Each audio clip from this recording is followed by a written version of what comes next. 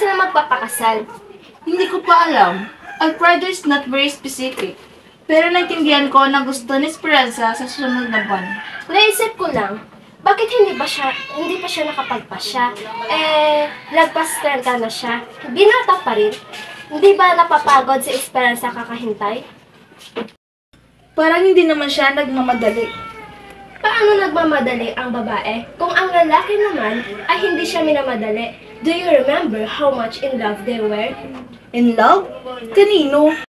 Siyempre, kay Esperanza, as I know, wala pa siyang naging ibang kasintahan noon. I mean is, sa simula pa lang, they were filled with fumes, flowers, serenades, notes, and things like that, Papa. Sa tingin mo, ano kaya ang nangyayari? Siguro, ganyan ang mga taong matagal ng engage. Mainit ngayon, malamig bukas. Sa tingin ko, mas madalas silang malamig. Ang bahaging iyon na iyong binabanggit sapat na natural para sa isang simula. At saka, iyon, sa nakikita ko, ang huling karera ni Alfredo sa mga tumatakas na kabataan, isang huling pagsiklab ng mainit na dugo.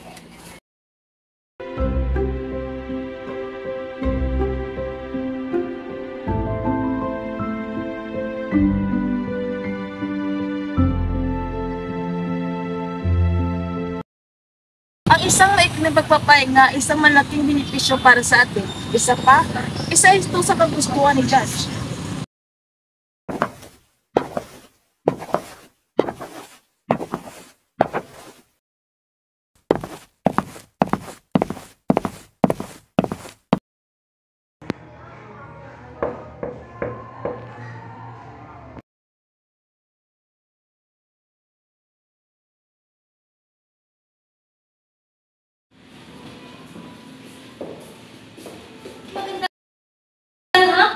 Magandang hapon, Judge. Magandang hapon, Judge. At sa iyo, Binibining del Valle. Mukhang magkakilala na pala kayo. Subalit hindi siya si Binibining del Valle. Siya si Julia Salas, ang aking hipag. Paumaning, Binibining.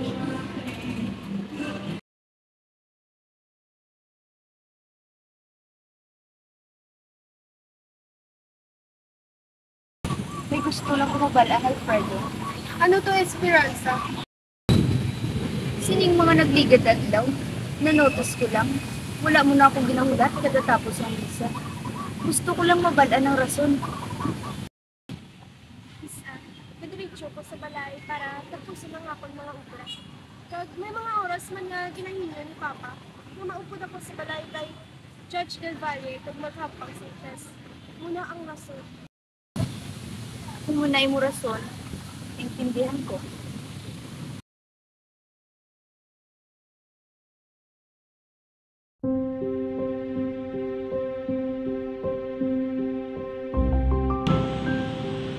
May nahanap ako. Di ba nga? Hindi. Kabataan at ang diwa nito. Ganon ka na ba katanda? At ang nais ng puso sa baba doon, ang kalsada ay masyadong malawak. Food shot in thy feet. Masyadong misteryoso. Misteryoso? That is so real. Not in sound, not in death. You have known me of years. So the mystery. I could study you all my life and still not find it. So long? I should like to.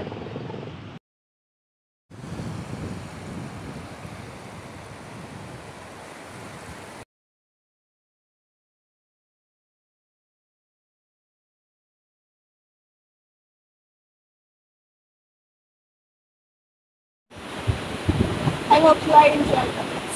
Sobra. Ito ay nakakahanan para sa akin. Maliban na wala kaming ganang papuntang dagat, ang hapon ay tila nakakaipin, di ba? Tapos, ito na sa tingin ko ang huling pagkakataon na makakabisita tayo. Ang hindi? Bakit? O baka masyado kang abala? Mukha ba akong masipag para sa iyo? You are never looking. First starting or breathless as a busy man of today. Pero, palagi mo hindi nagmamadali. You are tired and foul. Sana nga totoo. Masaya ng tao kung ganun siya. Gaya ng sabi mo, kalmado at walang mabigat na lalaki. Tulad ng kalabos at lugar. Sino? Ako? Oh, hindi. Sabi mo, kalmado ako at walang mabigat na lalaki. Yan ang sa tingin ko. Yan din ang tingin ko. Shows how little we know ourselves. Nais ko palang makita ang iyong bayan. Wala namang makikita. Maliit na baluktot ng kalye, bunot na bubong na ng mga pako, tumutubo. At kung minsan, mga kalabasa. Wala. Ngunit, nandyan ka. O, ako? Pero nandito ako. Siyempre, hindi ako pupunta kung wala ka. Pupunta ka? You will find it dull. Kahit isang Amerikana, wala doon. Well, Americans are rather essential to the country. Nakatira kami sa kalye. Maliit na kalye ng mga puno. Hindi pa ka talaga. Hindi ka magtatanong tungkol kay Mr. Valley. Magtatanong ako tungkol sa, bahay ng pinakamagandang babae sa iyong lugar. Diyan ka talaga mawawala. Ngayon, parang hindi naman sincere. It is. Kala ko na, At least, ay hindi ka magsasabi ng mga mabulaklaking salita. pinabawi mo ba ang iyong sinabi? Reinforcing it? Marahil, ang isang bagay ay maganda kapag ito ay nakakalupot sa mga mata. Kapag ito ay higit pa sa kung nakakalupot, tama. Marahil palagi ito. Palagi. Hindi. Siyempre, tama ka. Bakit di sinasabi dito na ang hindi? Pauwi na ako sa amin. Kailan? Bukas. Nakatanggap ako ng sulat galing kay Ama at Ina. Kahapon. We want to spend Holy Week at home. Kaya sinabi ko ito na ang hindi pa ako maaari pumunta para makapagpaalam. Hindi na kailangan.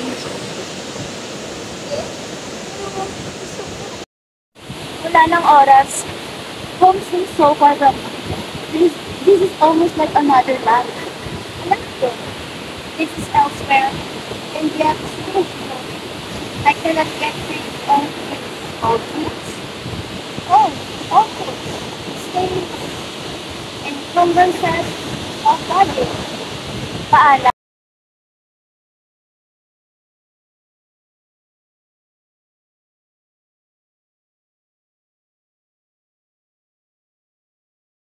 Magandang gabi. Akala ko, sa lahat ng oras na ito ay wala ka doon. Hindi. Hiling sa akin ng aking kapatid na manatili hanggang sila ay handa na. Kasama ba ang judge? Oo, ginoon sa lahat. Nais kong patigil. Para saan? Sa nalalaki kong kasal, I should have offered congratulations. Ngunit, alam mo na ang mga bisita lamang ay mabagal sa pagkuha ng kapatid. Interesado ka ba sa mga kasal? Kapag tayo kaibigan, oo. Pupunta ka ba kung iimbitahan kita? Kailan ba ito? Bayo. Mayo ay ang buwan ng kasiyahan sa amin. Sabi nila, pupunta ka? Bakit hindi? No reason. I am just asking. Then you will? If you will ask, Then, tatanungin kita. then I will be there. Julita, naranasan mo na bang mamili between sa gusto mong gawin at kailangan mong gawin? Hindi. Naisip ko na baka naranasan mo na. Saka mo maintindihan ang isang lalaki na nasa ganoong sitwasyon. Ikaw ay maswerte. Ang lalaki bang ito ay sigurado sa kanyang gagawin? Hindi ko alam, Julita. Siguro hindi. Ngunit may isang punto kung saan ang isang bagay ay nakatakas sa atin at nagmamadaling bumaba. Sarili nitong bigat. Na kinakalagkat tayo. Kung ganon, ay katangahan ang magtanong kung gagawin o hindi. Dahil hindi na ito nakasalalay sa kanya. Pero bakit? O anong alam ko? Kung tutuusin, problema niya na iyon. Does it interest you? Bakit? Kailangan? Kailangan ko nang magpaalam, Mr. Salazar. Nandito na tayo sa bahay. Nakakagulat ang ginawa ni Calixta. Ang aming tagadala ng tala ay nakikisama sa isang lalaking hindi niya naman asawa. Nakakadismaya ito.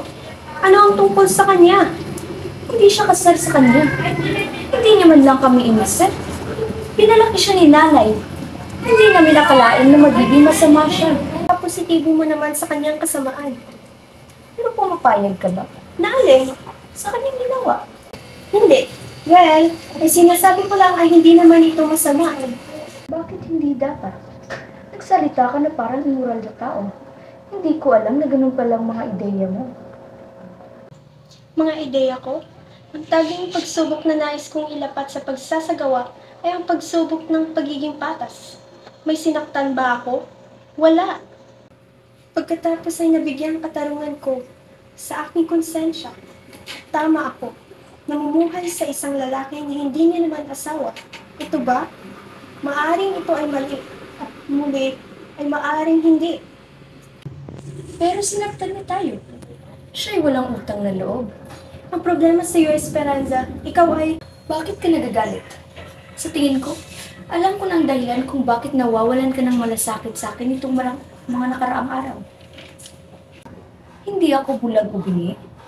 Nakikita at naririnig ko kung ano marahil ang sinusubukang itago ng mga ilan sa akin. Bakit hindi ka magsalita ng tapat? Bago pa huli ang lahat. Hindi mo kailangan isipin ako at kung anong sasabihin ng mga tao.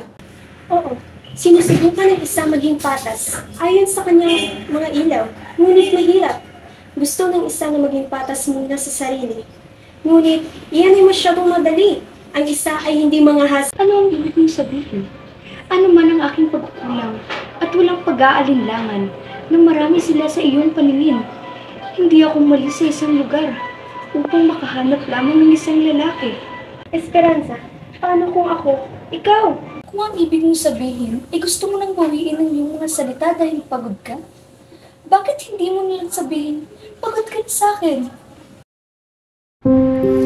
Naalala ko ang lugar na ito mula sa isa sa pinakamalapit na tao sa buhay ko. Ang bawat paglalarawan niya sa kanilang lugar ay maayon sa kung ano ang nakikita ko ngayon. Hindi ko maitatago. Hanggang ngayon ay talagang naaalala ko pa rin siya. Gayun din ang kanyang mukha sa tuwing siya ay nakangiti. Kumusta na kaya siya? Matatagpuan ko kaya siya dito?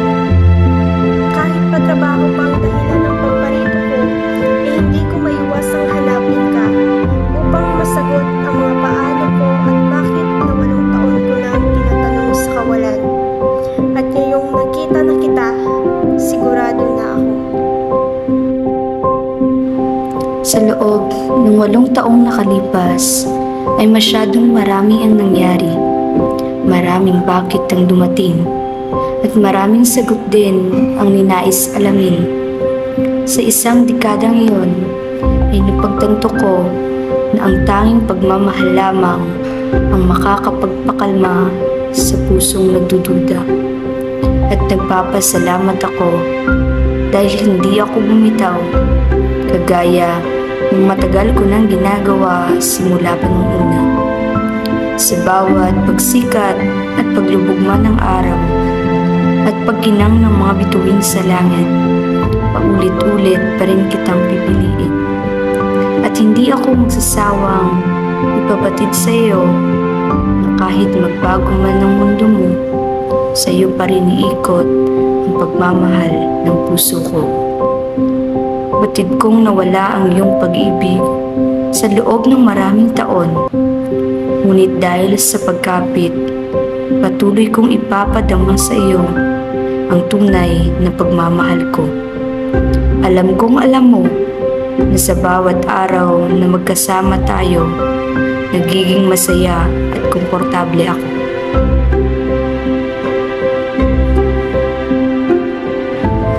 Napagtanto ko na sa loob ng 8 taon nating hindi pagkikita ay may mga nagbago sa iyo. Makikita pa rin ang buhay sa iyong mga mata, ngunit bakas pa din na tila may nawala sa iyo.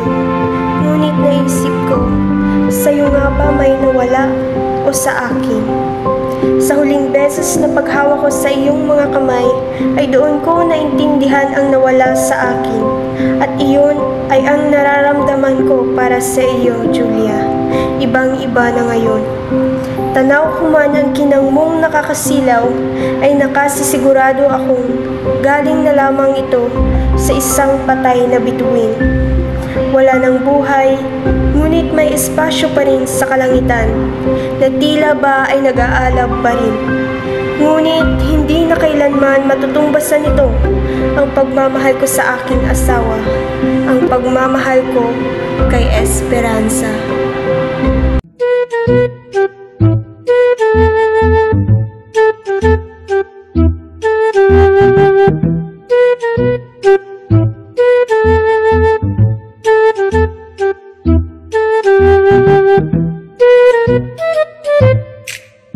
Thank you.